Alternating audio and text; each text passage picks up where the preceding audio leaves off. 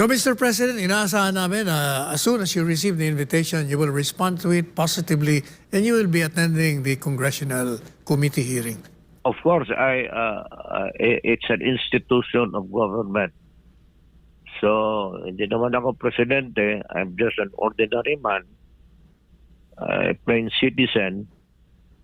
And maybe because of past actuations, I was president, they might want me to clarify, answer, or explain, or whatever.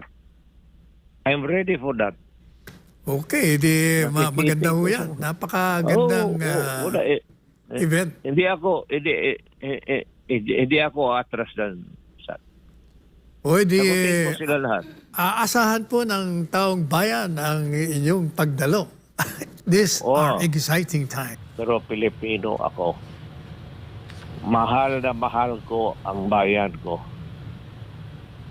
Anybody, narinig mo na yan several times when I was mayor and president, I repeated and repeated it 1,000 times already. Alam na ng taong bayan, whoever wants to destroy my country, and if you will really destroy it, then I will be there to kill you. Okay. Yan ang ipagbilin ko sa tao. Papatayin talaga kita. This is my country which I can call my own.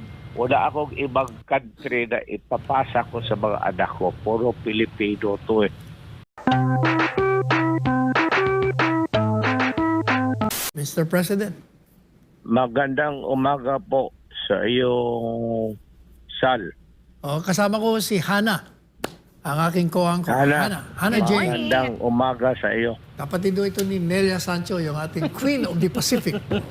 Anyway, dating Pangulong Duterte, kayo ngayon ay binubugbog sa Quad Committee ng mga resource persons na napipilitan yatang magsinungaling ng gusto.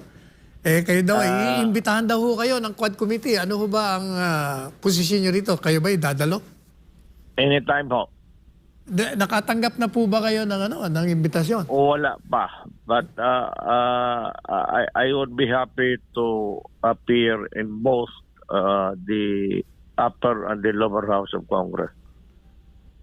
Without preempting the questions to be asked by the Quad Committee, assuming that you receive the invitation, assuming further that you attend, ano po bang masasabi nyo sa mga nababasa natin sa pahayagan patungkol sa inyo, patungkol sa war on drugs, patungkol sa mga di umanong kaalyado nyo na bumabaliktad? Ano po bang masasabi nyo ron? Well, let us begin by saying that that is really what is life is all about. Temporary alliances, friendships that are fragile, friendships founded on shaky grounds, but yung friendships that are nakadikit talaga sa lupa, kagaya ng pagkakaibigan natin. There are so many kinds of friendships, and so it does not really surprise me that mga bagay na ito, politiko ako mga bagay na ito, from time to time, this kind of little crisis or crises would prop up, and we'll just have to deal with the problem as the way that we should deal with any problem in life. Ganun ang tingin ko, Sal. And because there are many persons already called or about to be called, or baka may mga ibang tao pa ay kung ito lang naman, it's all about me, di ako na lang. Bakit pa yung ibang tao? Ako na mismo ang tawagin nila. at ibibigay ko sa kanila ang sagot na gusto nila. Yang gusto nila, hindi ko gusto. Yung gusto nila. As a matter of fact, magtanong ako sa kanila before the start of any official proceedings. Sabihin ko sa kanila, anong gusto ninyo na marinig ninyo sa bunganga ko? Ganon ang ano ko. So wala kayong ano. Ibibigay ko sa kanila. Bahala sila Kaya kung ako anong gusto naman, nyo itanong. sa kagaya ito ni Ruena, si Regina Garma. Garma. Yan si Garma, laking Davao yan. Laking pulis sa Davao yan. Yan pa sila Leonardo. Marami yan silang grupo, but itong dalawa na ito, grupo ni Garma, were specifically assigned by me to take care sa droga. Yun ang totoo dyan. Ngayon, there is may marinig ka dyan sa narrative ni Garma na magkuha ka ng Iglesia ni Cristo. Alam mo ba, Sal, kung bakit? Bakit to? Alam mo bakit? Because ang Iglesia ni Cristo, may tiwala ako at alam ko may ipapatrabaho ako pati pera. Yung si Leonardo ng Iglesia ni Cristo, sabi ko magkuha ka. Hindi naman kailangan na kaibigan mo yan personal. But because of the Iglesia ni Cristo, guys, maasahan mo at yung pera mo hindi masayang, hindi ibulsa at gagastuhin yan para sa project na pinapagawa mo sa kanila. Yan ang totoo. Madaling sabi, Ito Mr. na. President, yung pong pinondohan ninyo yung war on drugs, hindi yung magbibigay kayo ng pera sa mga pulis na pumatay na gaya ng sinasabi ng mga kalaban nyo. Walang pulis na papasok sa ganun. Walang gagong pulis na papasok ng ganun. Makukulong sila. Why would they accept that kind of agreement when it will later on bring their downfall? Magpayagan sila, bigyan mo ng pera, operational funds. Pagkatapos, from time to time, tanungin ko sila, tapos na ba? Sir, medyo kulang pa because yung iba nagpunta ng Cebu, yung iba sumibat sa Zamboanga. We have to do more follow-ups. Sabi ko, dagdagan ko yan. Yan ang sinasabi ng reward. Walang reward yan. Hindi ako magbibigay ng reward. Kung ang pinakamaano sila sa akin is pag mission accomplished, is yayain ko sila sa restaurant, magkain kami, and I congratulate them. In other words, yun ang in other words, Mr. President, yun ang pinaka-reward nila. Giving them recognition of doing their work. At saka, palainom mo yung pulis. Bilang mo 2 boteng scotch.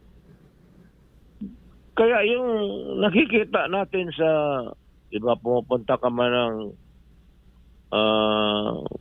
noong kay sa sa bar ni Bong. Yung mga pulis na yun man yan sila. Yung magpunta doon na 4, 5 yun yan sila na maripartida ko sa kanila. Hindi yan ang tatanggap ng pera. Nahihiya Yan lang, sabi ko, sige, hapon kayo doon. Inuman tayo. Now, dating Presidente Duterte, meron nung lumabas ngayon sa social media.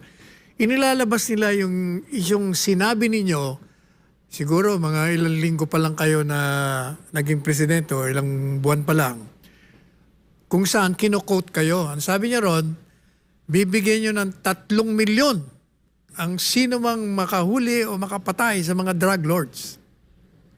No. Kino-quote, ano ro bang, yun ang ginagamit nila na nagpapatunay, kita mo, umaalok siya ng 3 milyon para makahuli o ang sabi ko naman, sabi ko, alok yun siguro sa mga tao, hindi sa mga pulis, kasi yung pulis trabaho nila yun eh. Kung baga, magbigay ka ng impormasyon sa mga yan. Ito, binibigyan ko sila ng operational funds. Pero ito talaga ang order ko sa kanila. Nagtuturo ako ng criminal law, pati criminal procedure sa Police Academy dito. Go out and hunt for them. This is a recorded history na ito, pabalik-balik na ito. You can, as a matter of fact, you can replay it and replay it again. Fixture na ito. Hanapin mo at arestuhin ninyo kung saan ninyo. Bring them to me. Pero pagka lumaban at nakita ninyo na ang sarili niyong buhay ay mapalagay sa alanganin, patayin ninyo kasi ayaw kong makita ang pulis ko na ang mamatay kaysa kriminal. Yan talaga ang order ko. Baski sa Maynila ako mag-lecture noon o dito. Baski saan, ganon talaga. Patayan talaga yan. Yan ang order ko. Pag lumaban at alanganin ang buhay mo, patayin mo na. Yon. Now, former President Duterte, hindi ho mapapasinungalingan ng yung digmaan sa illegal na droga ay naging matagumpay. Nagkaroon ng kapayapaan sa panahon ninyo. Ngayon po ba na wala kayo sa Panguluhan, ano po bang naririnig nyo? Anong feedback nyo sa ginawa ninyong digmaan sa droga? Yun ba'y nanatili na naging mapayapa tayo o iba ang naririnig nyo ngayon? Ang problema dyan, because if I will answer the question, it would be self-serving. I would rather na yung buong badla, let the people make the proper decision. Ngayon, kung sabihin ng tao na hindi ako nakatulong sa ginawa ko, then I am willing to step down from public office permanently. Kung wala namang silbi yung ginawa ko at yung lahat na namatay at gumana naman yung there was a time na maski saan ka magpunta dito sa Pilipinas, wala namang gumagalaw sa iyo. Kasi nga, wala na yung mga gago. Pero hindi ko sinasabi na sinadya ko pinatay. Kung sabi ko nga sa mga sundalo, give them the chance to fight so that if they fight, then we would be justified in killing them, and that is one problem solved for the day. Totoo yan. So, Mr. President, inaasahan namin as soon as you receive the invitation, you will respond to it positively and you will be attending the Congressional Committee hearing. Of course, it's an institution of government. So, hindi naman ako presidente. I'm just an ordinary man, a plain citizen.